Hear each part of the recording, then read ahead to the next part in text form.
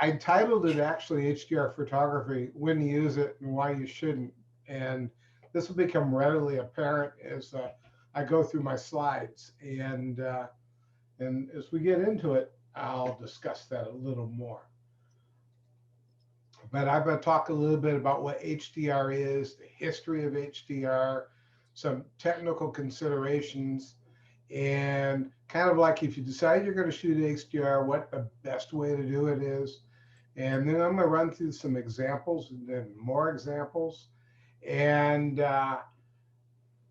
finally really get into doing a couple sample runs of HDR processing, depending on how much time that we have and everything. Time for questions at the end. If I miss something partway through, we'll stop after a couple slides and we'll ask if there's any questions. Otherwise, I'm going to pretty much just keep moving. I have a lot of pages of information. I'll post them on the website in the next couple days for review. There's nothing really significant there, but in case I go too quick. Well, what is HDR? It's high dynamic range photography, and basically it's any technique, not just HDR as a program, but any technique that you use to extend the dynamic range of your camera. And that's why do you do that? Well, cameras really don't see the world the way we do. Our human eye is obviously tremendously good. Resolution is by far better than any digital camera, spatially and certainly spectrally. We can see a larger range and a larger gradation than any camera can so far. And if you go all the way back to where cameras got started, early plate cameras, where they would paint emulsion on the back of plates and stuff, resolution in luminance was really, really poor. And in film cameras, it's a lot better. And in digital cameras, we've seen where at some times when they first came out, it was a major issue and they had their limitations. And now, in many ways, digital cameras are starting to approach the capability that we have to see the world through our eyes itself as far as range of color and luminance. So HDR is basically any technique or process, again, which allows you to render the real world in some way through your camera so that it approaches what it looks like with the human eye. And I look for a series of quotes, and I really like this one from Light Stocking. And hopefully it's the only page I'll specifically read, but put it simply, it's a technique to create images with a higher range luminosity that can be created with a single standard image. In other words, your camera sensors of film can capture a specific number of tones between pure white and pure black. HDR is a technique to increase that number of tones beyond what can be captured in a single natural shot. Generally, it is thought that the aim of HDR image is to bring the total range of an image to close to what you can see with the human eye. Obviously, you still have limitations, so HDR is kind of a form of trickery maybe that allows you to see more than you normally could with a camera. HDR itself as a technique has a very long history, almost as long as photography itself. And again, the dynamic range of original cameras with the emulsions and everything was very poor. And you couldn't resolve a lot of gradation and gray tones. So they tried to come up with various techniques to resolve it. And the first documented use of HDR in production was by Gustave Le Gray.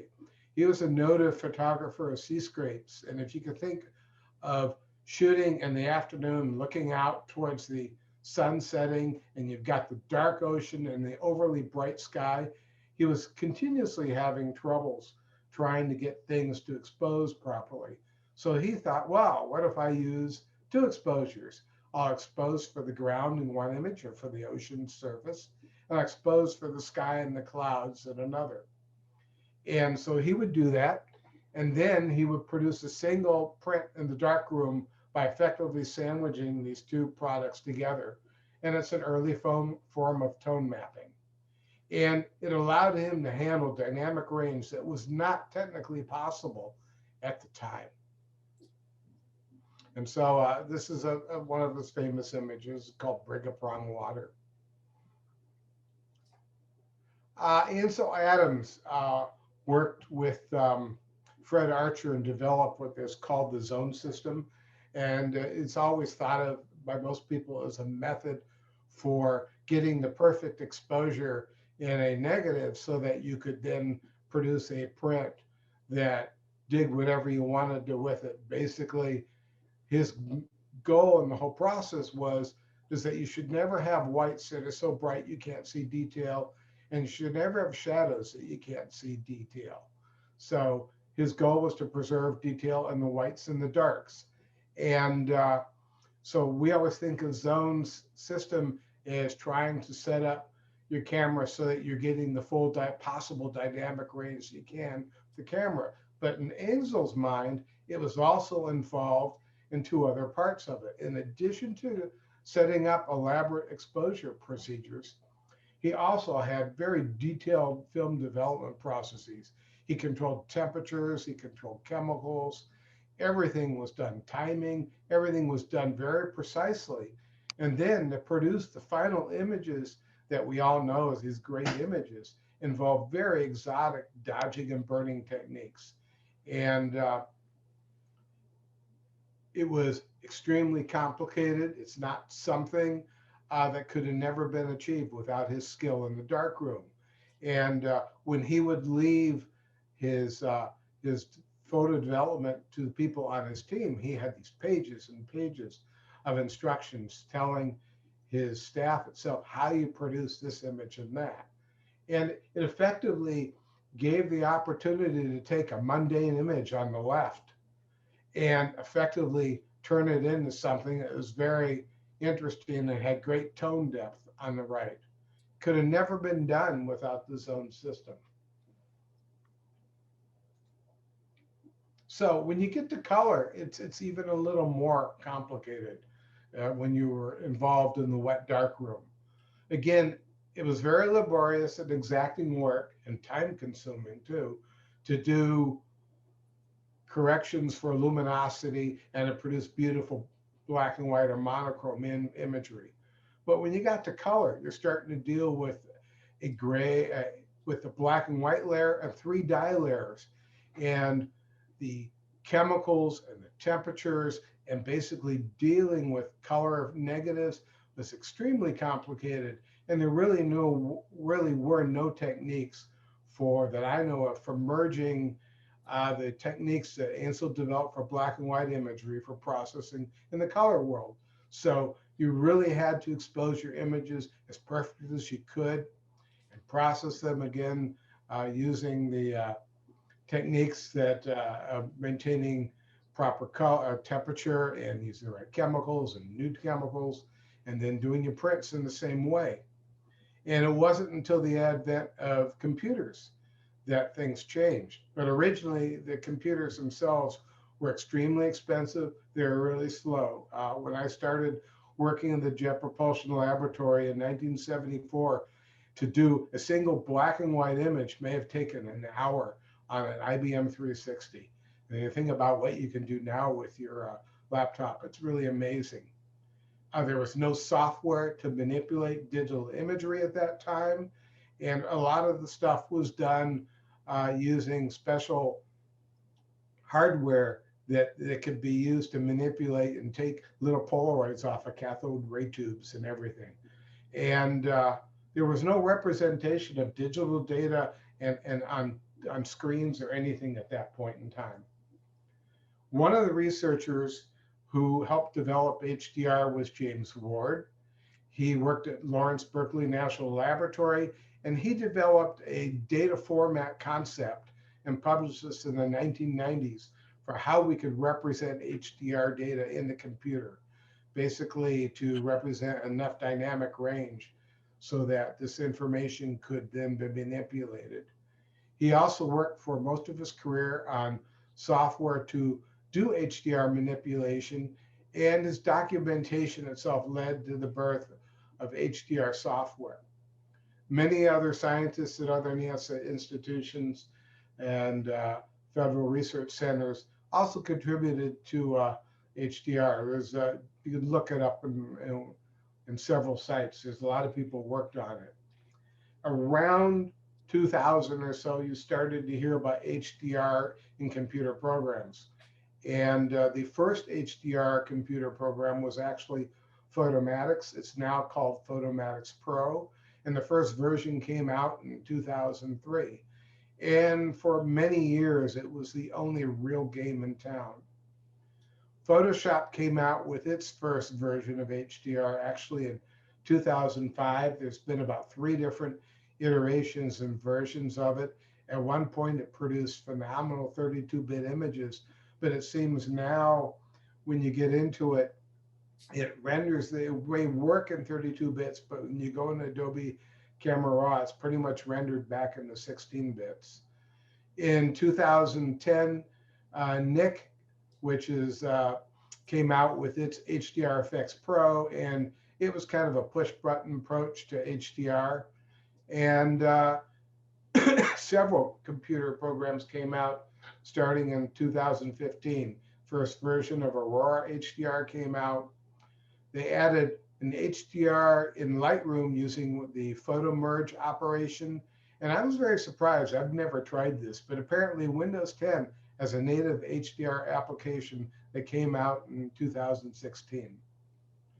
A little late in the game on when HDR came out in 2019, and Capture One has its HDR debut in 2019 as well.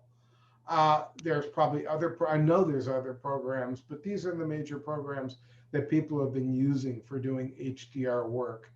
And no, it's not a complete list, but the most important thing is to let you see that it started off a little bit after 2000 and didn't really pick up steam at all really until, let's say, 2010 or something.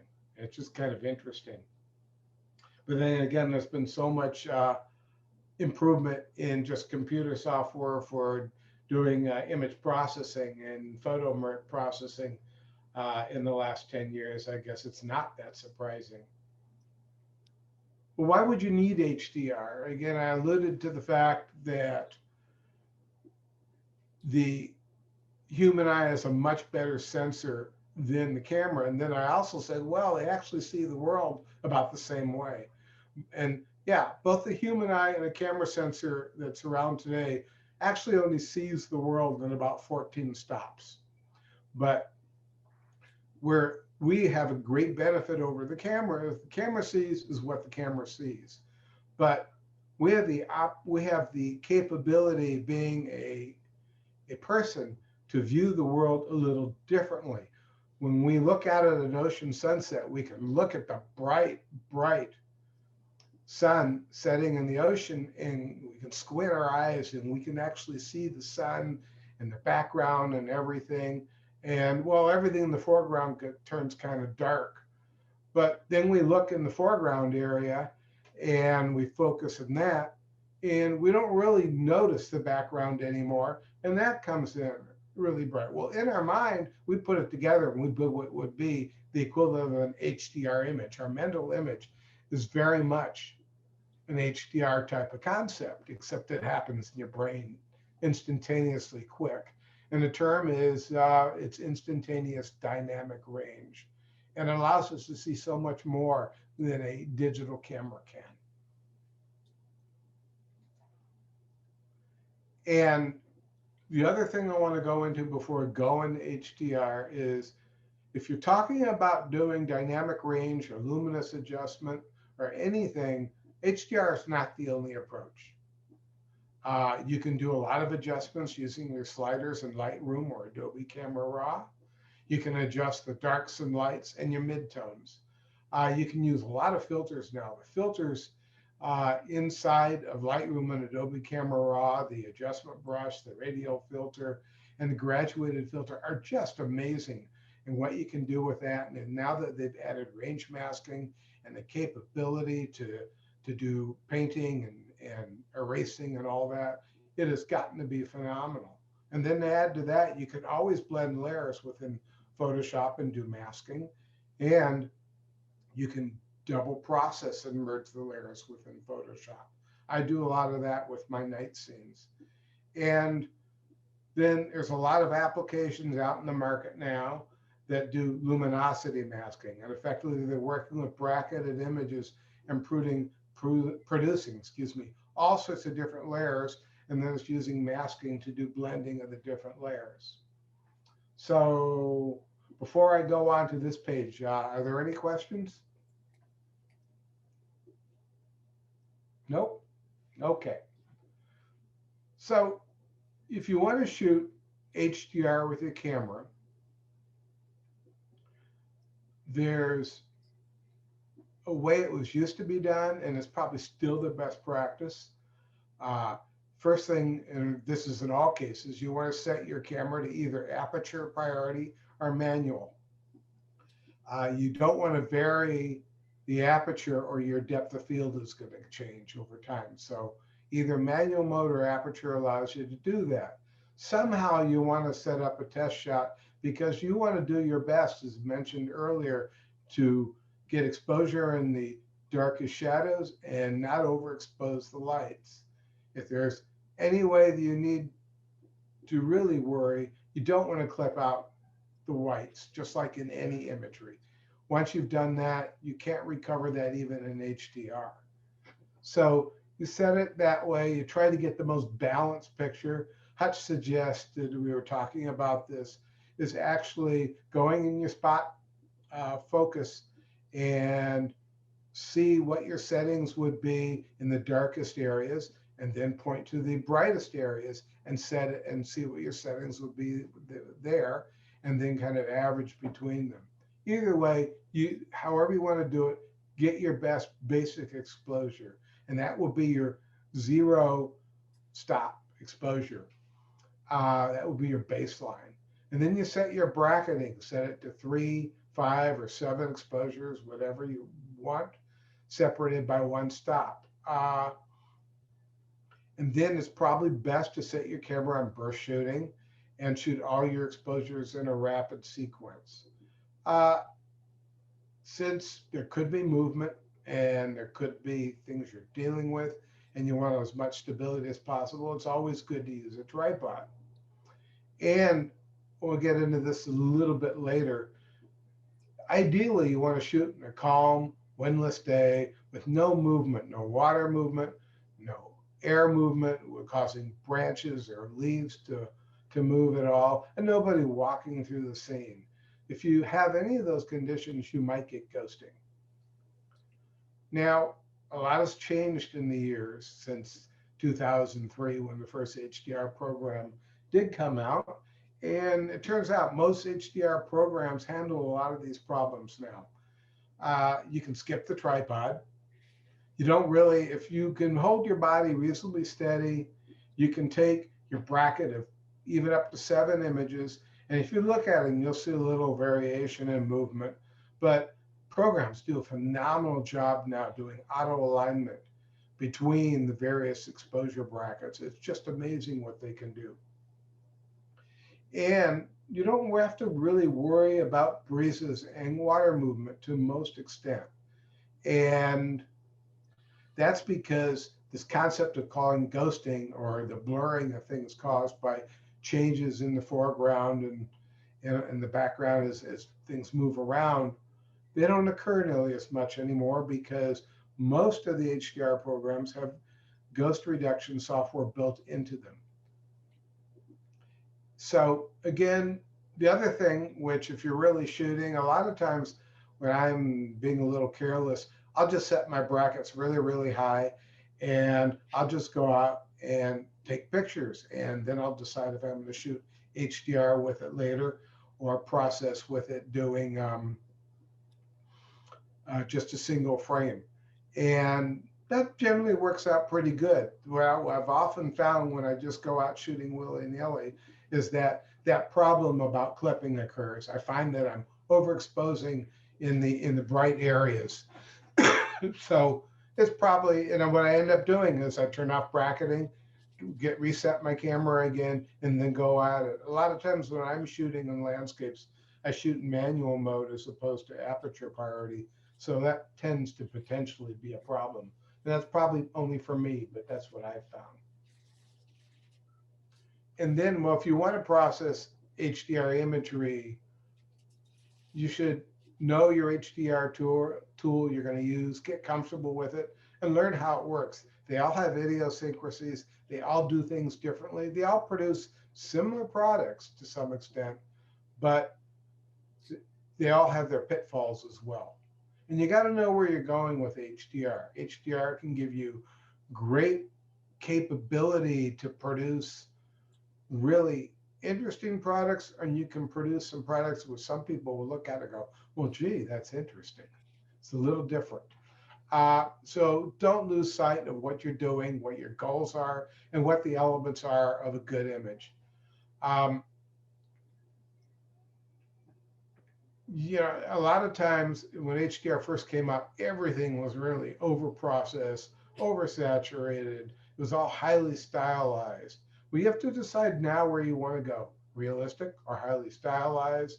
And you got to use your judgment and sensibilities. Again, know where you want to go with this. I will point out that unrealistic HDR is not a good choice in photo competitions, except in the artistic categories. It turns out that a lot of the rules in PSA and S4C pretty much preclude unrealistic looking HDR in any of the reality-based categories like nature and wildlife and photojournalism. You can get away with HDR with no problem in color or certainly in creative mode. So you got to know, again, where you're going with this. And it's really important, I think, to understand really how well HDR works and where HDR doesn't work in the program itself. A lot of the HDR tools now have come up with the capability of a lot of manipulation within the HDR program itself. And my suggestion is leave the manipulation to your native editing program. Use the HDR to produce the HDR image.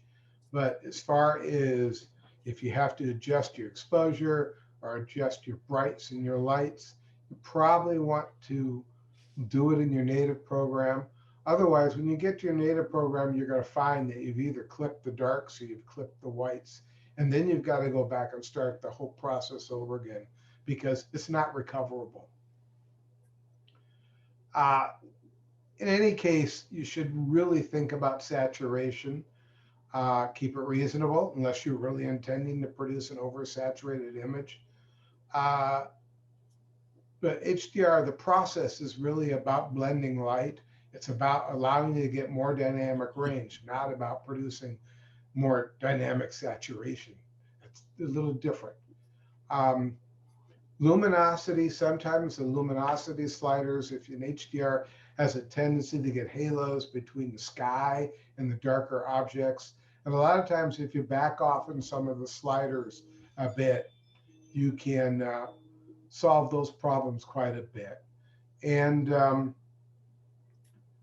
try to make your contrast look right. Some of the routines have local contrast adjustments, and it's real easy to get grungy.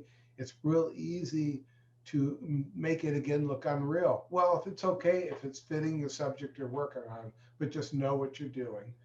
And be careful with all your adjustments, really, not to make it cartoon or psychedelic unless that's your goal. Again, I've said this probably 4 times now. Watch your white points and black points. Be careful that you don't clip either when you're within the HDR program or when you get back to Lightroom or Photoshop or whatever else you're using. You might find you can't recover those problems. And again, look for the halos when you're still in the HDR program. If you haven't, you may have gotten too far. So I did want to talk a bit about ghosts or ghosting. It used to be a major problem with HDR programs. They did a very good job of blending images. And so I, this is Mono Lake over here on the left. And if you do a blending and you don't do any ghost correction, you'll end up with features on a windy day where you got the branch and you've got little, well, the branch was over here at one point when the wind was blowing. It was up there in another, and it obviously won't look good as a photo. Well, like I said, these programs handle this really well. And you can now, if you look on the right, you can eliminate that. And in many of the programs now, not only can you say, let's get rid of ghosts, you can tell what scene you want to select in your bracketed set to be the dominant scene or the scene that you want the image to come through from. Other ones actually let you to control the dynamics of ghosting, how far you want to go with it. And this is rather new, and I've been trying it out, and it works sort of good. At least one of the programs, and I'll try to give a demo of it, you can actually outline the area where you know ghosting is really bad and say, I want to correct there and leave the rest of the image alone, so you get most dynamic range you possibly can in areas where there isn't any movement and you won't have any ghosting. Now, I'm going to tell you this, you may not need HDR at all. Again, the dynamic range of cameras and sensors has improved phenomenally over this last several years. Early cameras, reviewers didn't even talk about dynamic range. You go to DxO and they didn't give you the same readings that they give you now. But today, every DSLR or mirrorless camera that comes out has phenomenal dynamic range.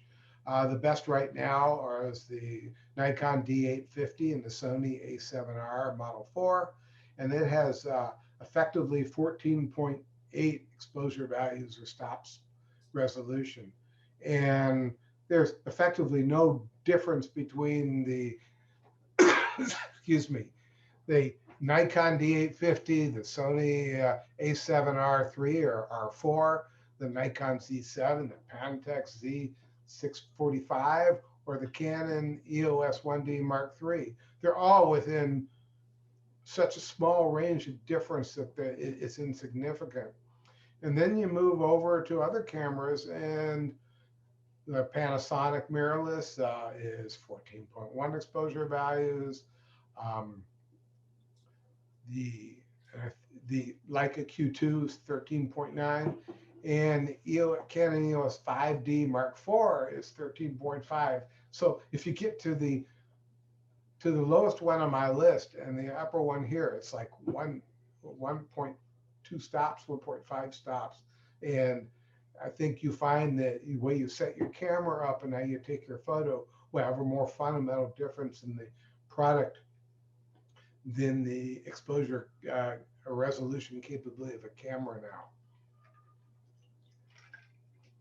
And you may not even need HDR features. Many cameras, cell phones and digital cameras, DSLRs and mirrorless cameras have HDR capabilities built into the camera. However, most of them, I'll point out, are limited in the fact that they produce JPEG renderings. Again, if you're going to process that inside of Photoshop or Lightroom or ON1 or any of the applications, once you go to a JPEG, you kind of limit how far you can go.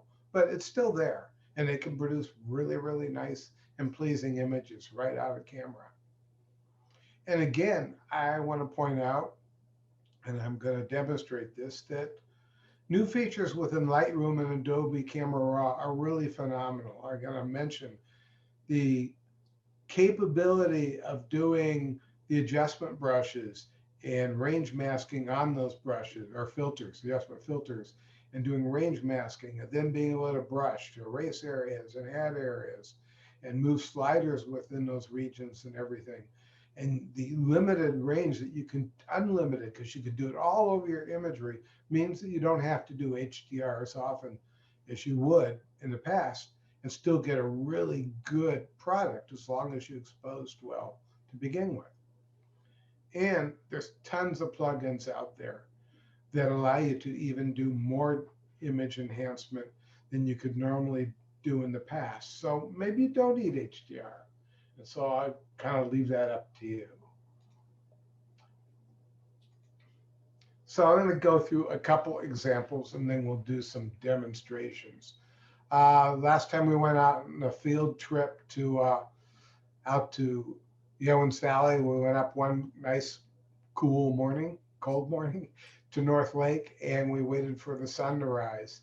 And this is just one of the brackets that I took. And this is just a 3-image bracket of -1, 0, 1 exposure value.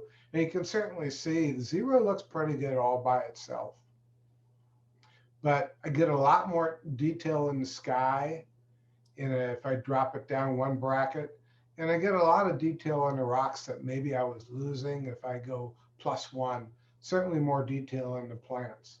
So through the magic wonders of HDR processing, I can produce HDR in Lightroom or in Photoshop or Photomatic's HDR Pro, Aurora HDR, or no HDR. And if you look at them at the resolution I'm showing you here, which is what I wanted you to see, there's not a whole lot of difference between the HDR programs themselves and the not an HDR program, the 0 EV image. And I went through this whole process here, trying to show and demonstrate how great HDR is. And part of me is to tell you it may not be so great anymore. Where it was really, really phenomenal, it's not quite as necessary. There are times when it is, and it's times when it really works a lot faster, and that might be important too. Yosemite in 2 Novembers ago, and this was a shot taken a half dome, and this was 5 exposure bracket. And certainly in the darkest image, let's go -1 EV, you certainly can see better detail at this resolution in the sky, but you're losing everything in the foreground. And even at 0 EV, it's kind of dark in the foreground. And you go all the way up to +2, and you can start to see there's more resolution there. When you put it into an HDR program like Lightroom or Photoshop HDR Pro or Photomatics again, or Aurora, or not even an HDR itself, just really working a lot with range masking and the different filters, you get a phenomenally similar image. And I'll show you really, if we go into detail, this is Lightroom HDR. Certainly is a lot better than any of the upper exposures by itself. Yeah, I think it's really good. You start to see features in the foreground, you have depth to it, and looks really nice in half dome. And the sky looks pretty good too. Photoshop worked really, really well as well. There are some differences, and you're seeing these differences. It's probably more a function of either what I did in post or chose not to do in post, as opposed to really differences in the programs themselves. Although there is slight variations in the way, there are variations in the way these programs manipulate and generate their HDR. Photomatics Pro of this set, I personally like the best. I love the colors of the late afternoon sun on the trees here, and brought out really good detail in the trees on the left and right. And the water is not affected too poorly, and the sky doesn't appear to be overly exposed or anything. And then you go into Aurora HDR, and although I didn't zoom in, but I will tell you that of the different programs, for whatever reason, the face of half dome is much sharper in Aurora HDR than it was even in Photomatics or Photoshop HDR Pro. But then if I go to the original black and white, the original 0 EV image, and I do a lot of processing within I don't remember if it was Adobe Camera Raw or if this was in Lightroom. I ended up with that product. And it's not really that different. I'm going to move back real quick between that and Photomatix Pro or Photoshop. I'll go back to Aurora. And now the single EV image. So it depends what you're after and how much trouble you want to go through to do this. It may be that if you really want to work at it and you got a really well exposed image, you don't need HDR. And I'll tell you, getting into this presentation, I didn't realize how true that was. I kind of thought so recently when I've been processing images, but I didn't realize how much that's so. Well, HDR is really great for interiors, especially areas where you may have bright sun coming in through windows or whatever, and dark shadows. And had an opportunity many years ago to shoot inside the buildings in Bodie. And so this was a 3 HDR bracket with that time with my probably D610. I don't really remember. At any rate, at this time, I didn't really know very much about what I was doing, but I knew how to do bracketing. So I shot brackets. And then I went through and I produced HDR imagery. And then I went back through now and I did it again. And I produced HDR image sets for the same set I've been showing you all along.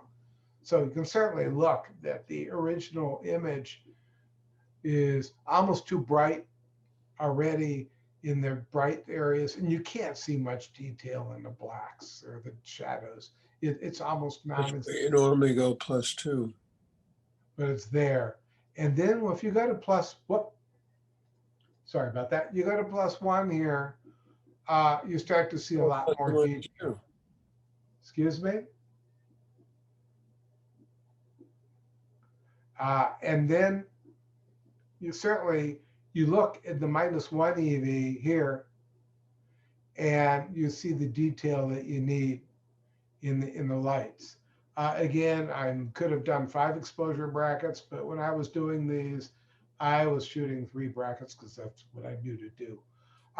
Even with these 3 brackets, Lightroom does a tremendous job producing a really appealing image. So does Photoshop HDR Pro, Photomatix, Aurora HDR. Okay, so then I went through, this is what can I do with single image within either Adobe Camera Raw or Lightroom using the same tools. And it works almost as good. Might work as good, it depends. You'll see, but in all these cases, the areas I had trouble with was the area outside, looking through the window to the bright outside area, and certainly the foreground where the bright sun was shining in.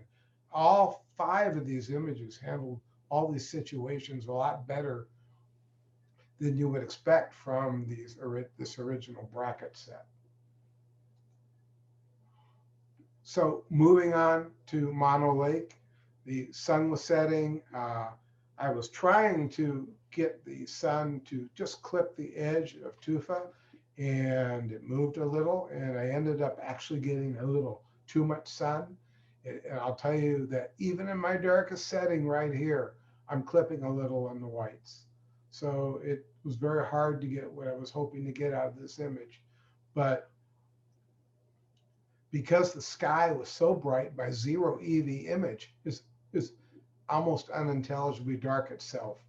So I was really trying to get resolution in those bright areas here, -2 EVs, just so that I could try to render the whole image. And you don't really start to see the real full detail in the foreground until you get to +2 EV.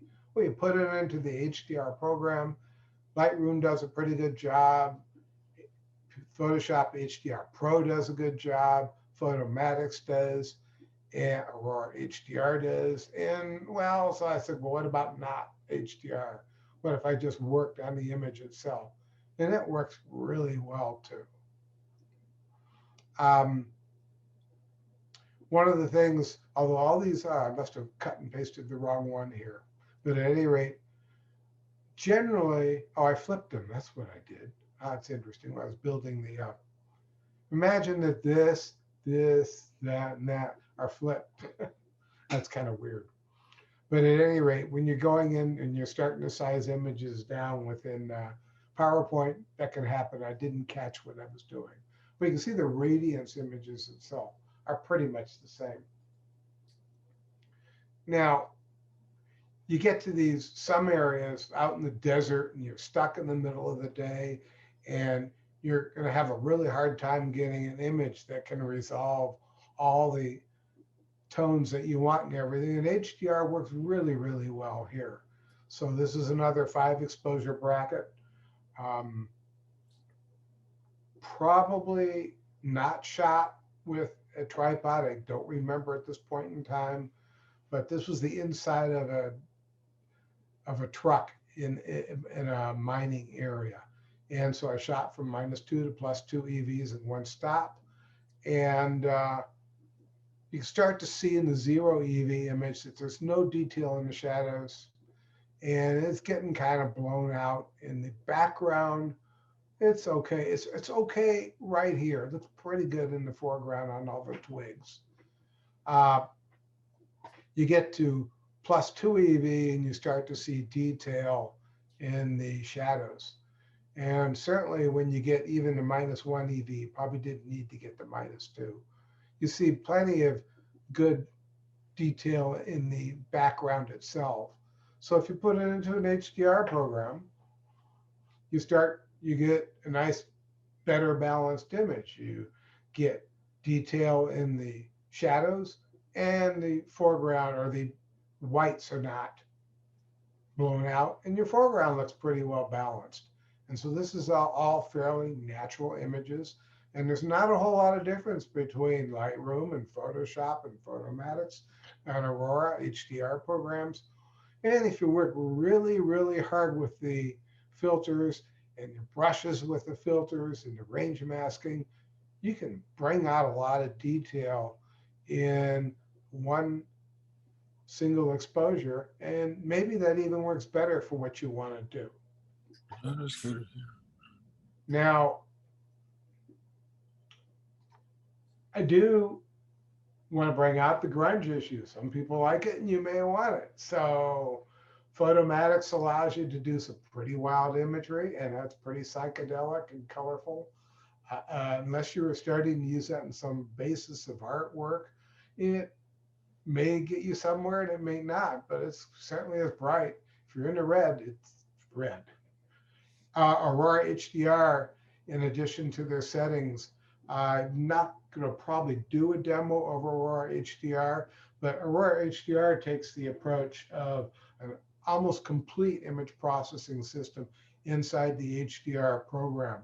And they have all the sliders that you have inside Lightroom and Adobe Camera Raw, plus the HDR sliders. And you go back and forth between them all.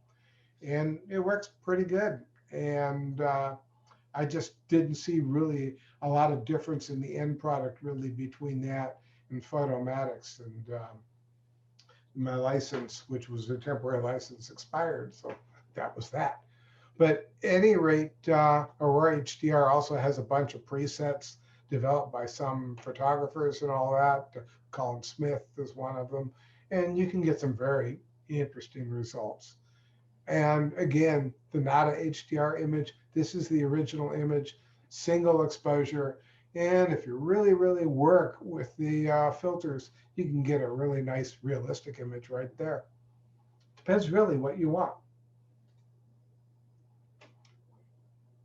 Now, I took a series of images up in the Mammoth Lakes area. I don't remember which lake this was, but this is with a different camera. This is my Olympus OMD EM1 Mark III, I think this one was. And so I shot, it shoots in, for whatever reason, and it brackets in 2 exposure value compensation levels. So this range of my shots were from -4 EV all the way to +4 EV. And certainly when you get to the brightest images, it's just blown out and probably of little use. Probably the real value in all these could have been done in 3 images. But the -2 EV, the 0, and the +2 would have been fine. But here's a Lightroom HDR image. The only thing I wanted to show is how you could extend. I sort of said you could extend HDR. Well, certainly Lightroom and Photoshop now have the capability to produce what they call an HDR panorama.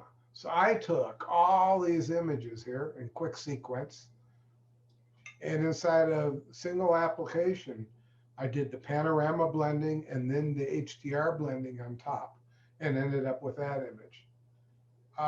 In the past, that just couldn't have been done. In fact, before it couldn't be done inside of Photoshop or in Lightroom, in Photomatics, I would figure out what my setting was for, I'd average all the images and try to figure out which one of my set up here was the one I was going to work with. I'd process it till I liked the way I liked it and everything. And then I would effectively clone my processing settings for all the other brackets of all the other images and process them, and then put my processed image into the HDR program. I'm sorry, I'd make my HDR from those, and then I'd put them into the Panorama program. And I used, at that point in time, I used to use a Panorama program that was not native to either Photoshop or Lightroom. But I just want to point out, you can do a lot now. Certainly, you couldn't do this before about 2015, and now it's pretty mundane and easy. And I guess I should get back to monochrome. I was photographing for the National Park Service, showing the effects of the Luzi fire, and taking these pictures looking south. The sky was completely blown out, and it was very hard to get an exposure which could handle the char of the trees and the sky in the background. And so this really is a 5-image composition that I use the HDR tools after the compression and everything to render into black and white within the HDR program itself. So I want to do some live demos, but are there any questions before I leave this part of the presentation?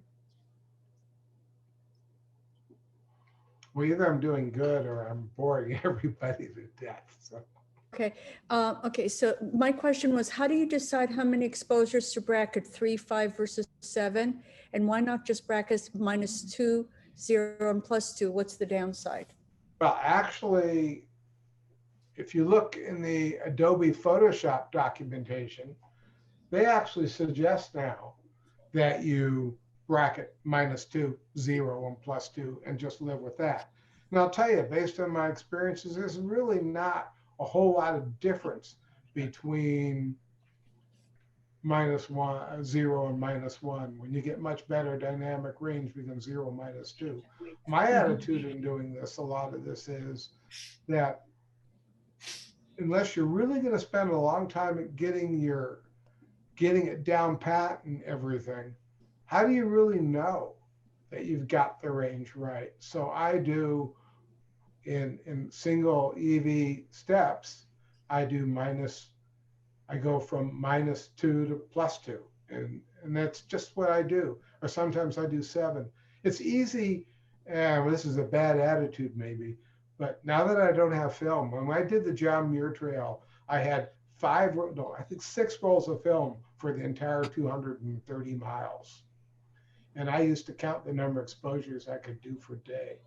And now I might shoot, if I go up to Mono Lake for an overnight, I might shoot 250 or 500 exposures because it's cheap, except for time doing screening and everything.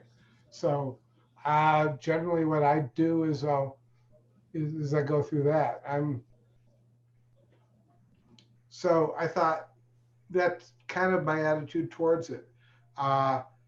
Certainly Olympus felt that plus and -2 exposure values in your bracketing is a good way to go. So if I do a 5-image bracket with the Olympus camera, I'm going -4 EV, and I'm probably, like I said, I'm not getting a lot out of the brightest and the darkest image there.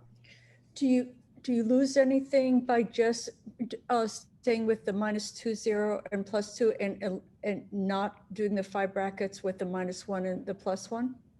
Um, And excuse me, Steve, can I go back and offer a different answer to your first question? yeah, Uh, so one of the things you can do is just use the histogram. So it really depends on your scene. So for example, like if you have something really bright in the scene, you could have a much larger dynamic range Right. requiring a larger number of brackets. So Right. again, you know, it's about not, if you don't want to blow out the highlights, you need to make sure, you know, that that at one end of your bracket, Mhm. that you're not blowing out the highlights. And similarly, if you don't want the shadows to block up, you again, you look at the histogram and choose a large enough range to do that. So if you're shooting JPEG images, you really need to do one-stop brackets. But if you're shooting raw on Right. any of the modern cameras, Uh-huh. then either a 1 2/3 or 2 stops is pretty typical bracket for it, which is probably the reason, you know, that your Olympus has 2 stops. So it just depends on the image. I mean, most images, Right. you Yeah. know, don't have 14 stops of dynamic range, but some of them, Yeah. but you know, but some of them may have a lot more than that. again, most of the images that I used to have to shoot HDR in, I find I don't have to anymore. I hopefully it demonstrated that to some extent. Um, let's see. I'm going to go to a 3-image one first. This was also shot in Bodie. This is inside the stamp mill, all done with, well, some natural lighting and a little bit of unnatural lighting that had incandescent light. And this is again way back when. Let's see, I'm not sure which camera this was even.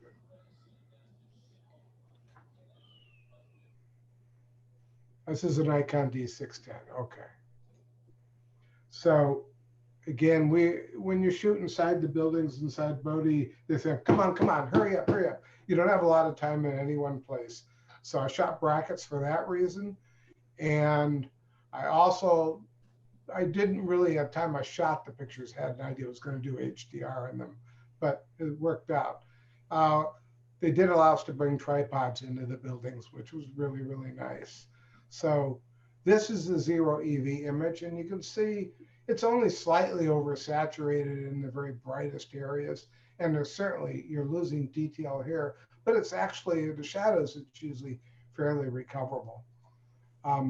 Certainly -1 stop was really good in the brights, and you've lost everything in the shadows. And +1 really brought out any of the details I'd ever want to do in the shadows. I can't do anything about the sun coming in here and effectively getting flare with HDR, but it can handle everything else.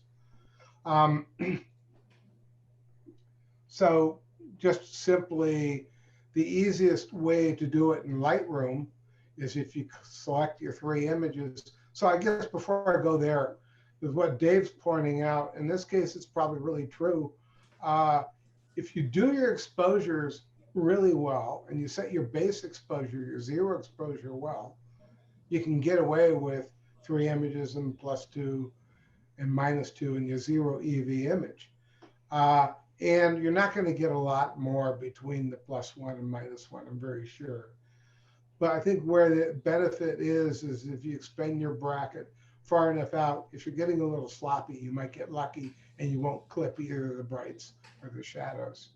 But so if you produce an HDR inside Lightroom, you select the 3 images down from the scroll browser down on the bottom, you right click, and there's this little thing called photo merge. And you go into HDR with it. And this is fairly quick because it's only a 24 megapixel picture.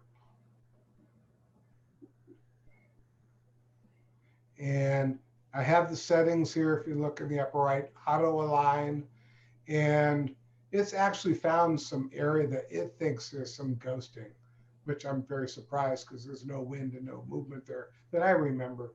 But all pretty much inside Lightroom, what you can do is you merge. And there's a little button, you say merge, and it brings you back to Lightroom.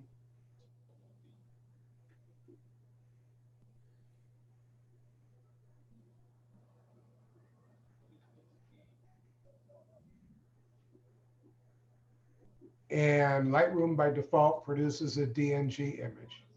And that is the DNG. So this was the 0 exposure value, and that's the other one. So pretty much what I got right out the boat, if I don't do any processing, is the areas that are really bright are no longer saturated by default. And I have some more detail in the shadows. But in order to get more out of this one, I'd still need to adjust the shadows a bit and probably bring down the whites and do some other features. The other thing which I've noticed a lot in both ACR and in Lightroom is the auto button works pretty good on its own. And then you can say, oh, it's a little overly bright, and I clip the shadows with it and move it back up. So either way, but that's fairly simple.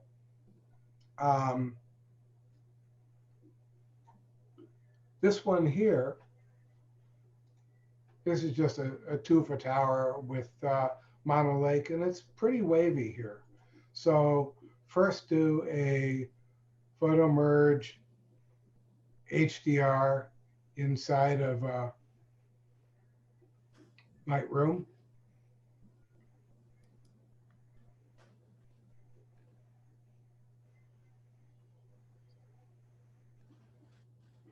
This is probably the D850, so you're dealing with almost 4 times as much data, so it takes a while. And found some movement in the clouds in the corner, but primarily where it found movement was in some of the bushes, but primarily in the lake itself. And that's not surprising because there's a pretty big thunderstorm in the afternoon and it's still clearing out. So I can tell it to how much ghost removal I want to do. So if I back off to low, it's going to recalculate where the ghosting is. And say, oh, it's only there. Well, I know there's more movement there, so let's just do medium for this one. So Lightroom is kind of nice that it shows you that of how things are done. So I will give it the benefit of the doubt, let it pick the most, and I'll do a merge. And so it's going to handle the ghosting itself and produce what it thinks is the best image.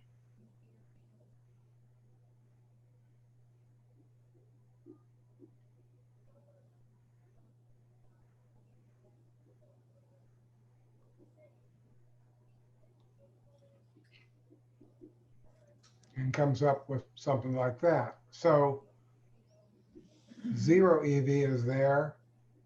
And this is the HDR. It didn't really do as much as one would expect. There's a little better definition, but then if you look at the clouds inside of Lightroom, kind of blew them out. So the HDR program, I certainly would do better with the 0 EV image in that case. It is kind of, it's there, but it's very bright. One thing I would do then is go back and use a different application to merge data in HDR form with Photomatics. It is easiest if you, what they call an export. If you export, you don't produce a lot of garbage images that fill up your catalog. So I use the export function. You can set up Photomatics to process directly, and in order for it to do its processing, it produces a TIFF for every one of your raw images. So in Photomatics, if you export it, it produces a dynamic TIFF. It's still there, but it doesn't end up in your background, so to speak, or in your library. So select Photomatics Pro, and Photomatics first thing brings up here is it wants to know how I shot the images. And it allows you to decide whether you want to align the images and then crop the product at the end, which I usually almost say yes, because a lot of times I will handheld, and so I want it to do its best job on doing alignment itself. And so you can tell it, oh, it was on a tripod, or I'm perfect and I can handhold it with no movement, or I'll just say standard. And if there's any chromatic aberrations, it will correct for that. And when it's all done, oh, it will reduce noise in the dark areas. And then when it's all done, it's going to put the product back in Lightroom. And so its output will be a 16-bit TIFF. So what it's doing now, this takes a little longer, but effectively, like I said, it's producing the TIFF images, but we're not seeing that being produced. And so now Lightroom or Photomatics is doing some rendering. It's aligning the images. It does good letting you know that wasn't too bad. And this is the base image. Now, I have it set up for automatic deghosting.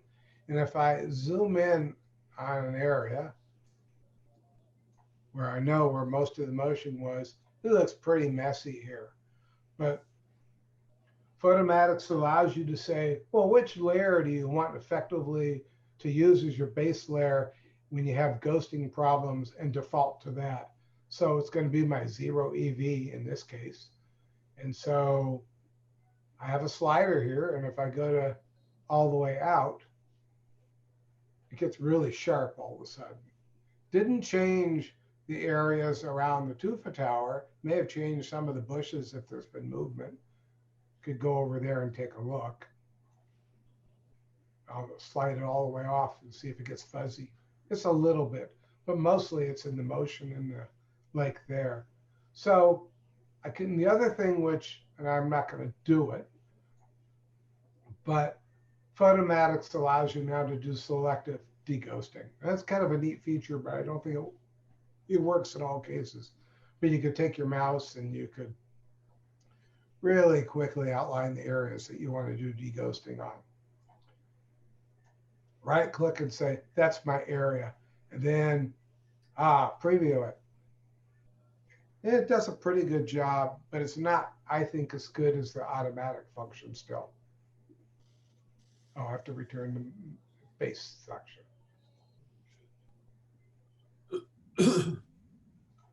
And so I finally think that this looks pretty good. I'm going to go, okay. And now it's going into the HDR program itself.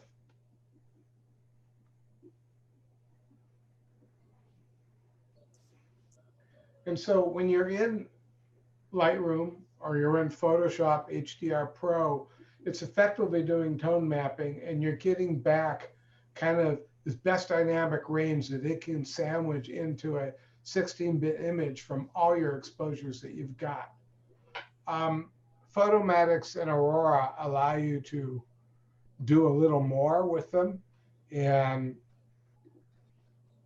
the first thing they have is both Aurora and Photomatics allow you to select what they call, it's the equivalent of a preset. This is a realistic setting. Well, look what it does to the clouds. It's what they say is realistic. Or balanced. This is realistic. It's better in the clouds. There's photographic effect. And so I found that their settings for what they call normal, natural, balanced, realistic, it's, I don't know how they define them, but it's very scene dependent, which really works good. Like, well, this is just so blown out in the sky, you would never want to do it. Every one of these are their realistic settings. You can see there's a lot of different options. You can generate a monochrome right out the bat. So the other thing you could do is you could, gosh, they have, oh, you go artistic. What if you really wanted to produce a grunge image? You can certainly do it. Look at the noise that it produces in the sky as well. But maybe you're doing something, you don't want it to make it look like Earth. This would work that way, or that, or let's see, or an overly saturated painterly image, and you could. So I generally stick to the realistic categories, and natural seem to work fairly well here. Could probably almost do the same in balanced, except get a lot of white clipping there. It doesn't show the enhancement when I zoom in, but they have sliders for that too, and so I can back off on that. And so basically what I'm telling the program, I don't want the program to worry too much about the blacks and the whites. Get as much dynamic range as you can without saturating it or everything. And maybe I want a little more definition, and you can play around with tone compression. There's different things that gets a little brighter. And hopefully I'm not going to oversaturate and clip there. The histogram looks fairly good. So I'll just go with this for this example and go finish. And it's not really done. They have added what they think is some level of image processing at the end before they leave the program. And they allow you to make things brighter or darker, but they don't really allow you to change the midtones. And that's a lot of time what you want to do. So I don't touch them here, and I would just re-import and save it.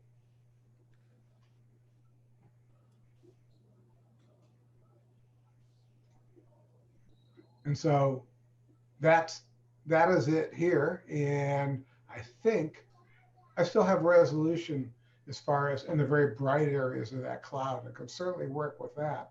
But again, if I wanted to make a perfect image with this HDR, I'm still going to have to do adjustments to the sliders and probably go through and put a little area slider here and maybe a range mask on it, luminance, and set it really to the brights and turn down that just maybe a little bit more. And maybe I actually need to look at the, and I want to actually, I was just trying to get, oh, erase.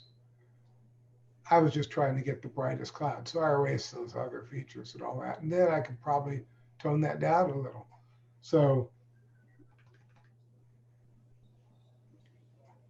and then turn off the, and so I could, there, I'm not affecting the background, but making the cloud better. And then if I go back, turn that slider off now, or that adjustment filter off, and I'll just hit the auto button now and see what it does.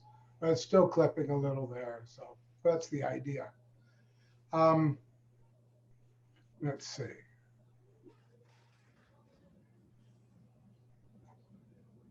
I found this was an interesting image, and this may be probably one of the images here where working in just a single exposure was really, really hard.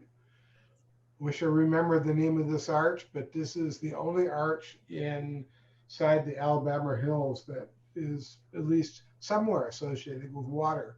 There's a stream flowing underneath the arch. And certainly the complicating factors here, you've got intense shadows underneath the arch and very bright. This is my zero or my -2 exposure. And it looks really good in the bushes in the background. And that's what I needed that for. The 0 EV is already blown out there. I get some nice detail here, but still kind of underexposed there. And so you needed at least +1 to get there. And certainly it's starting to go over. So I'll go into this time just for another example.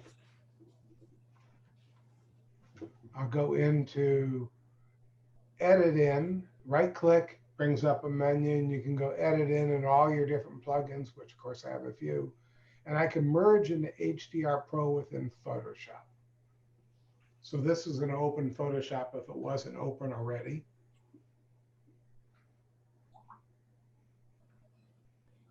And now it's got to take, and effectively, since I was in Lightroom and not inside a bridge, it's got to render all these so that it can then put them in Adobe Camera Raw. And it's going to generate an HDR first.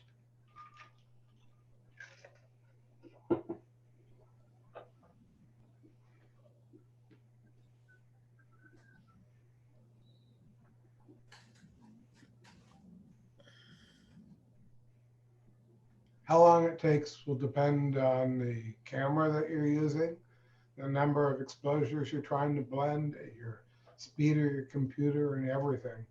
The D850 certainly has a lot of exposures. So you look at the screen in the HDR generation within Photoshop, you can remove ghosts or not, and you can actually complete the toning in Adobe Camera Raw, or you can have it do it automatically. But I want to tone in Adobe Camera Raw, and I do want to try to remove ghosts because it was breezy. And you can see the difference right there. If you look in the bushes, let's see, can I zoom in on this? Yeah.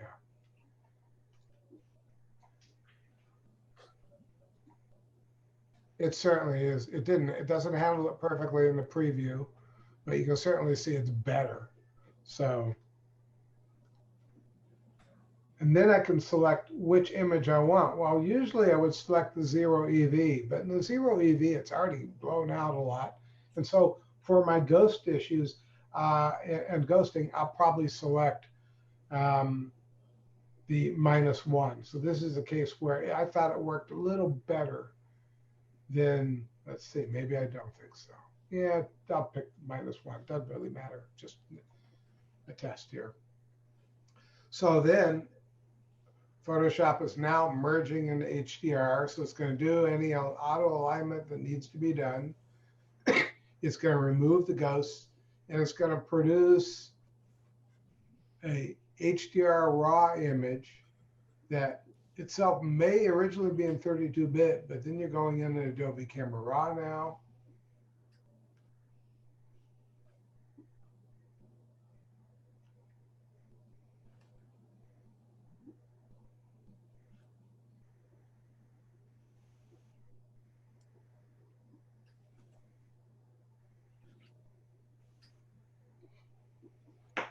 And you have all your sliders there. First thing I'm kind of curious is, yeah, it did pretty good on the foliage. It's still really overblown. So I'm probably going to have to certainly worry about getting the highlights down a little. I'm just doing the regular sliders right now. I'm not going to work on making this a perfect image. I noticed this a lot of times when you're shooting a lot of brackets and everything, you get a lot of color shift. This is a little blue for my liking. And so I'll turn it a little oranger. I don't know if that's real or not, but I like it better. And so you can see right here, it didn't do perfect on the ghost removal, but if you were doing at 1400 by 1280 or whatever, you know, PSA or S4C or our own camera club's competitions, you'll never see that amount of ghosting. So then if I went further and I did some brushes, I could tone this, get a little more definition here, darken the foreground a bit. But that certainly shows the area under the arch a lot better than the original. So now I'm gonna go say I'm done. And now it puts it back into Photoshop. And since I did this originally in Lightroom, I save it. And it's going to put it back into Lightroom.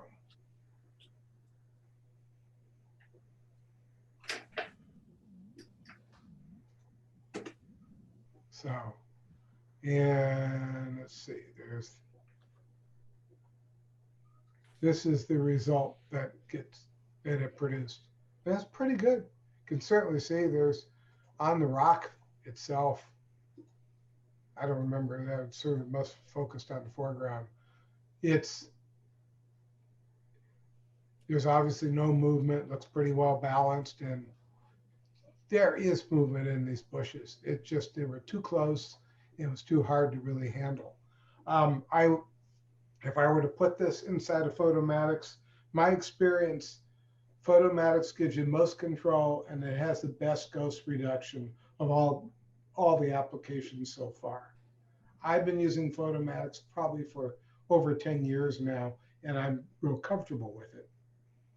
But again, if you're talking about producing a 1400 by or 1280 high in this case for photocomp, it's not going to make a difference.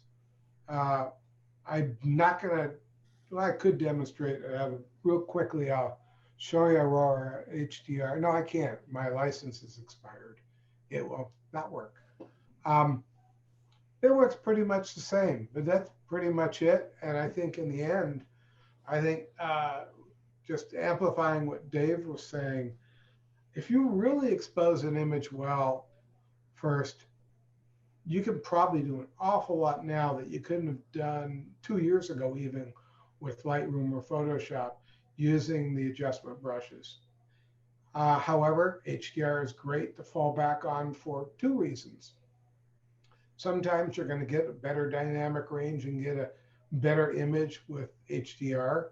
And it's certainly easier in many cases right out the bat to get an image that you can enhance faster because it's going to be more balanced across the tonal range.